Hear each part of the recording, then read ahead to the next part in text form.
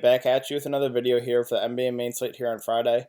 We had a nice big slate, so let's not waste a whole lot of time. Let's look in to see how we did last night. So last night I hit most of my GPPs as well as most of my double ups, but man, overtime really killed me in the Golden State Portland game. So I ended up going with a complete fade of that game, and so I was winning like $800 more. And then the game went to overtime, and that all went away. I only profited like a couple $100. So it was pretty brutal watching that game go into overtime because Draymond, Durant, all really high owned. So I actually talked about Draymond as one of my core plays. I got off him at the end just because of lineup construction. I went with Cornette as my value play, and that kind of mixed things up a little bit. I still could have got him in here as my utility, but at that point, I was like, I'm already going heavy in this Lakers-Kings game. I might as well just go with like the full stack. And so that's why I went with Willie Cauley-Stein there instead of Draymond. The blowout risk for Golden State did worry me a little bit. I was a little worried Golden State would run about the court and Draymond, Durant, everyone would play three quarters. That did worry me a bit. But yeah, so this is my final lineup. These Lakers guys were just too cheap. So Lonzo, Harden, Kuzma, Cornette, Zubac, Ingram, Bjelica, Willie Cauley-Stein. The only really downer here was Zubac, who, I didn't expect him to play 20 minutes, that's for sure. I really thought he would play his normal 30-plus minutes. But then, that's Luke Walton for you. You wanted to play Tyson Chandler minutes for some reason. But, Zubac wasn't, he was on pace for a decent game. If he would have played those 30 minutes again, he probably would have got, 25 or so fantasy points, which is about what I projected him. I said, I don't expect him to get, 38 to 40 fantasy points. He's not really that type of player. But I still thought he's a little underpriced. But then Luke Walton pulled the rug out from under us and just ran Tyson Chandler out there. So overall, still a profitable night, but overtime really killed me. Just frustrating. I've been on some bad luck. With foul trouble over times I don't have any exposure to, so hopefully we can get a little luck on our side tonight. And yeah, we got a nice 10-game slate. So let's start with Westbrook here, who looks a little underpriced here at 10.9K, and anytime you can get Westbrook under 11K is pretty appealing.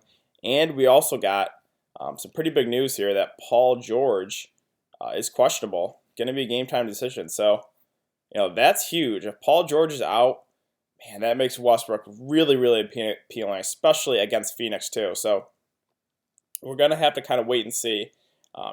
If Paul George gets ruled out, it's going to be hard for me to fade Westbrook. But again, on this slate today, the mid-range is really, really appealing. So, and there's not a whole lot of value play. So it would be a little tricky to get him in there. But so I'm going to do a wait and see kind of with Westbrook with Paul George news. Kemba at 9K. Yeah, I just personally think that he could definitely get you there. I just think there's better plays. I don't really like paying over 9K for Kemba. Then you got John Wall, 9K against Chicago. Pretty good matchup here. And John Wall should play all the minutes he can handle, so I think he's a pretty decent play. Then you got Drew, who 8.9K. I think he's priced about right. I still think there is some upside here. He's going to play all the minutes he can handle in a close game. So I think Drew Holiday, pretty decent play here at 8.9. And you got Booker at 8.5, who, he's going to shoot the ball a ton when he's out there. The matchup to OKC, not the best, but the price tag still, I think he's priced about right. So I think Booker's okay here. Then you got Oladipo. Do expect him to play here at 8.3K. Seems a little cheap for Oladipo. See Kyle Lowry out again. Dinwiddie, that's way too much for me. So D Rose here, no Jeff Teague again. In a close game, should play all the minutes he can handle. D Rose looks kind of appealing here against the Hawks. You can't get a much better matchup here than Atlanta. So D Rose definitely appealing. Let's see, D'Angelo Russell. It's not on a big slate. I don't like playing that guy. No point in taking a risk on this big slate. Chris Dunn, priced under 7K against Washington. In a close game, he should play 30-plus minutes. Levine will be back in the starting lineup, so Dunn's usage will go down a little bit, but I still think Dunn pretty doable here at 6.9. Lou Williams here, 6.6K. Again, I just don't want to play 20, 20 to 25 minutes. Pay for a guy, that's 6.6K for like 20 to 25 minutes. I know he has gotten there 3 of the last 4 times, which has been crazy, but if Lou Williams is going to play 30 minutes, then yes, but I just can't do it when he's going to be limited to, that few minutes. And you got Jamal Murray, who's in the exact same spot here, and I know he shot the ball terribly, 4 of 19, but in a close game, he should play all the minutes he can handle. Denver's shorthanded. Spurs, I'm not afraid of the defense, so Jamal Murray, definitely considering here again. He only went up about 300, so I think he's still a really good play here at 6.6K. And then you got Levine at 6.5K, who is going to enter the starting lineup, so that means he should play, his normal minutes, which is like 35 or so minutes.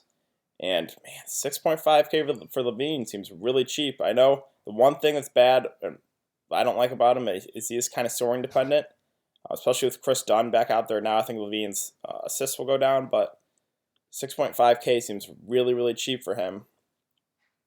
And you got Trae Young, who going to be going against D Rose. D Rose not the best defender, so in a big slate like this, I don't think I can do it in my cash lineup. I think GPPs he's definitely viable.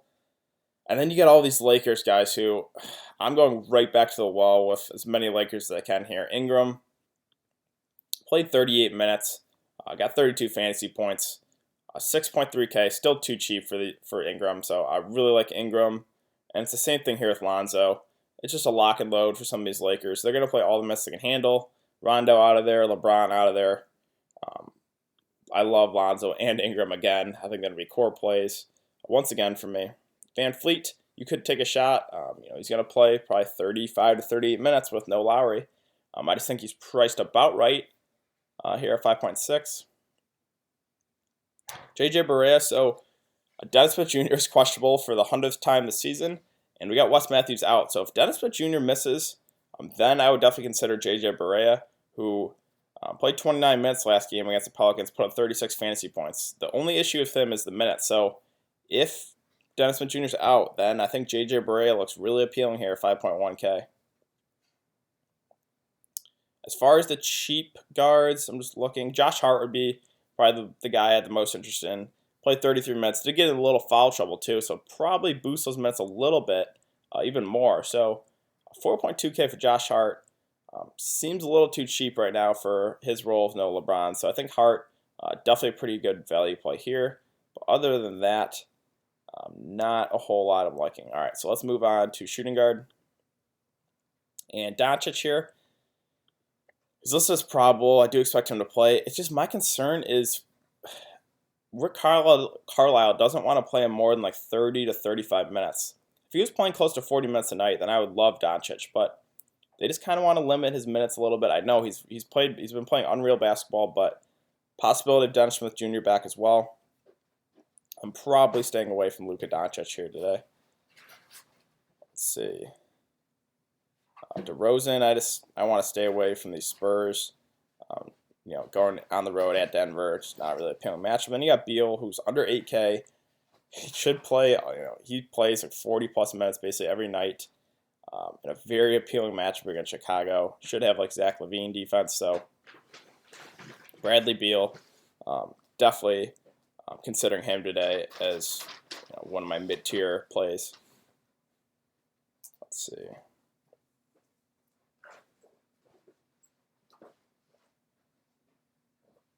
As far as like the cheaper shooting guards, I'm not seeing a whole lot I like. Like Lance, I would like if he would play more minutes. Only played 19 minutes last game. Sure, if he's playing really good, they might extend him a little bit, but I just can't do 4,400 for a guy that's going to play 19 minutes.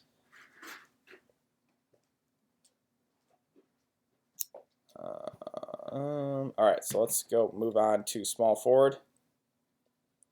And we got Kawhi Leonard here at 9.2K, who, again, with Kyle Lowry out, is going to demand a lot of usage in his offense.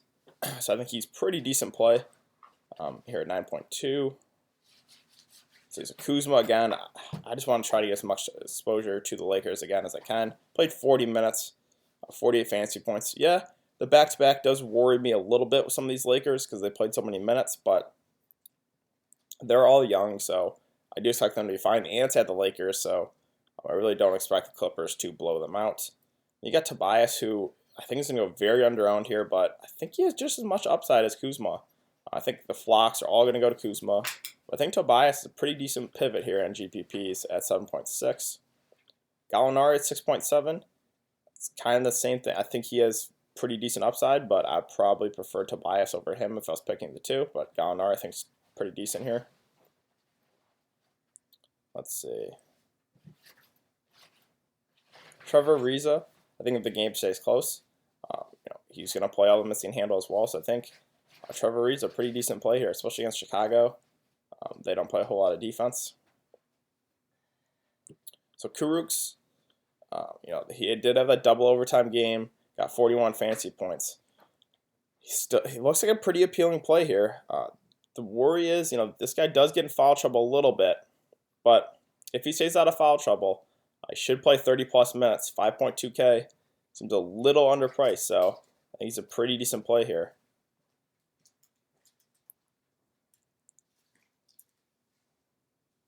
Let's see.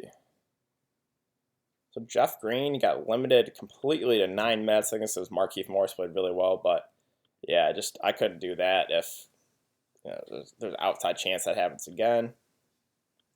Anthony Davis. So again, right now the mid tier looks really appealing for me. So I think guys like Anthony Davis and Westbrook could go pretty underowned in the slate. You never know. But anytime you get AD or Westbrook low owned is great. So I think both those guys. You can't go wrong with Anthony Davis. Let's see, Blake Griffin. I don't like playing this guy, but the price is just so appealing. I know the matchup not the best here against Indiana, but 8.4K for Blake Griffin. That seems really, really cheap for him. And they got Randall, who's, I still like Randall a lot here with no Mirotic. 7.9K, I think he's priced about right, but I still think there is some upside. So I think Randall, pretty decent play here. And you got John Collins, who Alex Len's out. Minnesota likes playing big, so that boosts the appeal of John Collins as well as Dwayne Dedmon. I think, they both play, a few extra minutes here, and John Collins has been playing some great basketball here of late. So I think I'm not afraid of Taj Gibson defense, so John Collins definitely doable here. Markkanen, I'm looking elsewhere again. If his shot's not really falling, he's not going to get you there. He's really got to get you there for his real-life points, so I just don't like playing guys like that. The matchup is good, but I'm just going to look elsewhere. Aldridge, the price is really, 70K for Aldridge is really cheap. It's just, he just hasn't really flashed, that much upside, but I think he's pretty safe for cash games. 7K looks really cheap for him. And you got Montrezl, who I wouldn't chase this huge 50 fantasy point game, but I think he's pretty decent. The only concern is, again, they're just not giving him as many minutes as he was seeing early in the season. They're kind of like 26 to 28 minutes, who, I was more comfortable playing him when he was playing 30-plus minutes, but they're limiting him a little bit. But Lakers, pretty good matchup here, so Montrezl, I think, is a pretty decent play here at 6.4K. And if you want to stack that Lakers game, you could run those 3 Lakers and run it back with Tobias, Montrezl, or just do a game stack like that. Definitely doable again for the late night hammer. Sabonis. So Detroit likes playing pretty big, so maybe Sabonis plays a few more minutes here. And whenever you can get more minutes of Domantas Sabonis, the issue with him is the minutes. He's always going to be productive. So if you can project Domantas Sabonis to play a few more minutes, which if he can stay out of foul trouble, I think he plays some more minutes here. So I think Sabonis, you definitely can give a look to here at 6.2K. Let's see. So Dwayne Dedmon. I kind of talked about this in my last video, actually. My concern is I never like targeting centers against really aggressive centers on the other side. So it was the same thing with, it was Gobert, who I wasn't comfortable with because of Embiid. And it's kind of the same thing here with Dedmon. I'm concerned he gets in foul trouble here against Karl-Anthony Towns, but the Hawks really don't have a whole lot of bodies. No Alex Len now. It's basically John Collins and Dwayne Dedmon. So if he can stay out of foul trouble, I think he's going to play most of the game. So Dedmon, I'm a little torn, but if he can stay out of foul trouble, Cat, not a good defender. I really like Dedmon, again, if he can stay out of foul trouble. Kuruk's, again, pretty decent play. Then you got Plumlee, who seems a little underpriced here, 5.2K. If he picks up the start, should play right around 30 minutes. So I think Plumlee, pretty appealing here, 5.2K. Let's see. As far as these really cheap guys like Bam, if Whiteside misses, I think Whiteside will play. Let's see, where is Whiteside? Just dealing with a hit pointer, so he probably will play, but if Whiteside misses, then obviously Bam would probably be a lock and load play. Let's see, Holmes, I love playing him all the time, but I guess, yeah, in a slate that lacks value, if you wanted to go for like Anthony Davis or Westbrook, I guess Holmes would be a pretty decent value play. Again, he's going to play 15 to 20 minutes. He's really productive when he's out there, so I think he'd be a decent value play. And let's move on to center. Cat, under 10K, going against the Hawks. Looks pretty appealing here. Center's not as loaded as it usually is on like a normal NBA slate, but Cat looks pretty decent here, 11.6. Then you got Jokic, priced under 9K, did have that dud against the Spurs. So I would be all about it, but I didn't watch any of the game, but I saw people on Twitter saying the Spurs just, every single time Jokic got the ball, they just double-teamed Jokic. So that concerns me a bit here. It looks like the Spurs are going to kind of play the Patriots way of playing where they just want to eliminate the best player. So that does concern me here with Jokic. I would, if I didn't hear that news, I'd probably be all about Jokic. But if the Spurs are going to play that same game plan where they're just going to double Jokic every single time he gets the ball and make him get it out of his hands, that concerns me. So I'm probably not going to go back to Jokic, but I think he has huge upside. Again, it's just that piece of news really does concern me. Drummond, 8.6. Yeah, I think it's pretty doable. Seems too cheap, in my opinion. And then you got Vucevic. Price now almost under 8K. Not really afraid of Ibaka defense, so Vucevic looks pretty appealing here at 8.2. Let's see. Ayton, I'll look elsewhere. I really respect the defense of Steven Adams. Whiteside, if he ends up playing against the Cavs, it's a pretty good matchup here for Whiteside. It's just the concern is with the minutes, but 7K in a match against Cleveland. Whiteside, that looks pretty appealing to me. DeAndre Jordan, I liked him at 6.4. 6.8, still think is doable. He should play 30, 35 minutes or so, so I think DeAndre Jordan, definitely doable here. Let's see, Zubac. So he was popular last night. I think he's going to go virtually unknown if McGee's out again. But this guy has shown some decent upside, but I don't know. I'll probably fade, but I'm just talking basically from an ownership perspective. Ibaka, I think is okay here. I'll probably look elsewhere. I think there's better plays on the board. Let's see. As far as these really cheap guys, so you got Boban. If he picks up a start again, I think you could look to Boban. He'll probably play 15 to 20 minutes. Anytime you can get decent minutes for Boban, you definitely can give a look to him. And then, last guy I want to talk about here is Maxi Kleber. If he picks up a start again, I think you can definitely give a look to him. He did get in some foul trouble too. Still played 24 minutes, got 26 fantasy points. So if he's going to pick up the start once again here, it's the same exact matchup. I definitely think you can do Maxi Kleber. All right, so let's get into my core plays for today. So really, I think you just these Lakers are just way too cheap here. So we'll start with Lonzo, as well as Ingram, as well as Kuzma. I think they're all just underpriced for the role. I know back-to-back maybe concerns me a little bit, but these guys are all really young. I really expect them to keep it close here. So those three guys just seem way too cheap. So I think I would probably start. You don't have to play all three, but I'd probably play two at least in every lineup here. Okay, so let's move on to.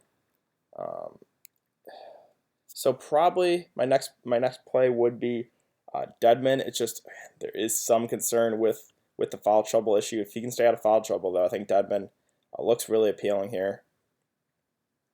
And then let's see. I mean, you could go.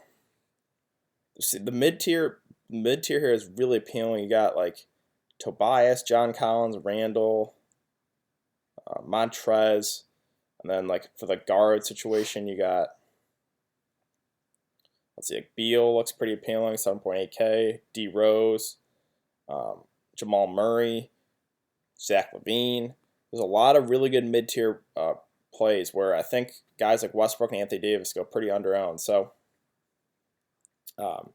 that's probably how I'm going to approach this as of right now. I'm probably going to really try to get as many mid-tier guys as I can in my lineup and kind of go from there. But if Paul George ends up getting ruled out, then I'm definitely going to consider playing Westbrook here against Phoenix with no Paul George. So I think that's going to do it for today's video, guys. If you have been enjoying the content, please like this video, subscribe. Really helps me out. If you have any questions, you leave in the comment section down below. It's also important to follow me on Twitter. That will be in the description below. I'll give my thoughts as more news comes out throughout the day. And I'll be back for another video on Saturday. So I'll see you guys then.